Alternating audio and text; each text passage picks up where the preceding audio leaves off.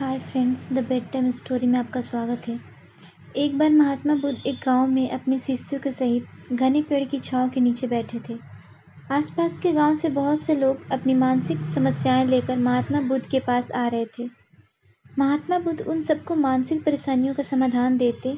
सब लोग खुशी खुशी अपनी समस्याओं का समाधान पाकर वहां से लौट रहे थे।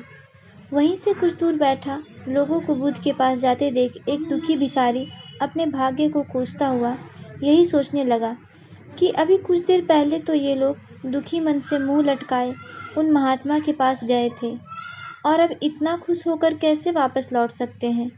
आखिर माजरा क्या है, जरा मैं भी जाकर देखूं कि वो महात्मा ऐसा कौन सी खजाना बांट रहे हैं। इन लोगों को वो इतने प्रसन्न हुए कि उनके चेहरे पूरे लाल हो गए हैं।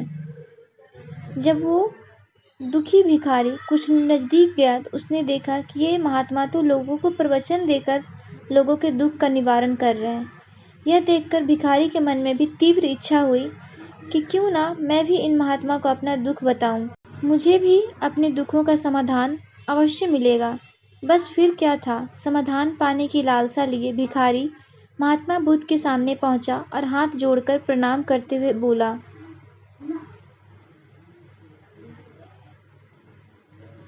हे महात्मा बुद्ध, मैं भी लोगों की मदद करना चाहता हूँ। मुझे लोगों की मदद करने की बहुत इच्छा है, लेकिन मैं कैसे मदद कर सकता हूँ?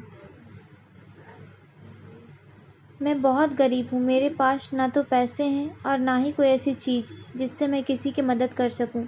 मैं कोशिश करने पर भी किसी की मदद नहीं कर सकता। मुझे भगवान ने इतना गरीब क्यों बनाया? हे महात्मा बुद्ध, मुझ पर कुछ तो कृपा कीजिए। इतना बोलते हुए भिखारी बहुत जोर से रोने लगा।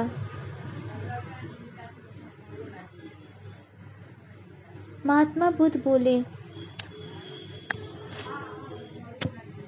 आप बहुत अज्ञानी हो, क्योंकि आप अभी तक इस भ्रम में जी रहे हो कि तुम्हारे पास कुछ नहीं है, जबकि दूसरों को कुछ देने के लिए तुम्हारे पास पहले से ही बहुत कुछ है। तुम बिना धन और वस्तु के भी दूसरों की मदद कर सकते हो। तुम्हारे पास जुबान है जिससे तुम मीठे शब्द बोलकर किसी के दुखी चेहरे को मुस्कान ला सकते हो। इन्हीं शब्दों की ताकत से तुम किसी के भी टूटते हौसलों को फिर से मजबूत कर सकते हो।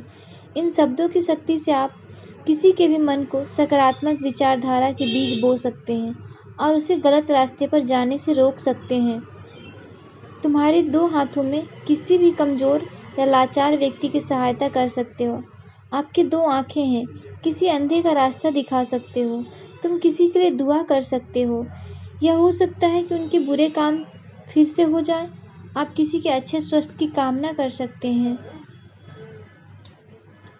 लेकिन अज्ञानतावश तुम अब तक इस बात को समझ नहीं पाए और इस भ्रम में अब तक जीते रहे कि तुम्हारे पास मदद करने के लिए कुछ नहीं है। किसी की मदद करने के लिए धन और वस्तु का होना अनिवार्य नहीं है।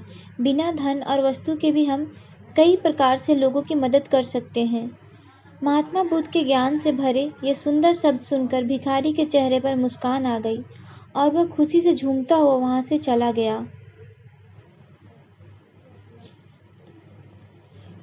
इस बुद्ध मोरल स्टोरी से हमने क्या सीखा? दोस्तों, महात्मा बुद्ध की इन बातों से बहुत कुछ सीखा गया है। आजकल बहुत से लोग यह सोचकर दुखी होते हैं कि मेरे पास ये नहीं है, बल्कि जो आपके पास है उसी में संतोष और संतुष्ट रहना सीखें और बिना मतलब के लोगों की मदद करें। इन्हीं से आपको परम सुख की प्राप्ति होगी। तो दोस्तों, यह बुद्ध मोरल स्टोरी आपको स्टोरी अच्छी लगी हो तो लाइक एंड सब्सक्राइब करें और कमेंट भी करें। धन्यवाद।